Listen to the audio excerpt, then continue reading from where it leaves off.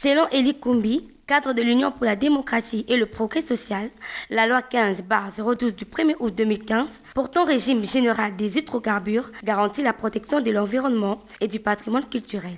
Le processus qui va prendre les activités de l'exploration ainsi que l'exploitation de blocs pétroliers et gaziers permettront à ce que nous puissions aboutir à un renforcement de notre contenu local. Par contenu local, il faudra avoir les entreprises congolaises de compétences nationales qui vont s'accroître via cette activité en association avec les entreprises étrangères qui vont compétir dans cet appel d'offres. D'après la loi du 1er août 2015 portant régime général des hydrocarbures, cette loi implique toutes les sociétés pétrolières à investir dans des activités sociales pour le développement à la base des communautés, des populations qui sont affectées par les activités pétrolières.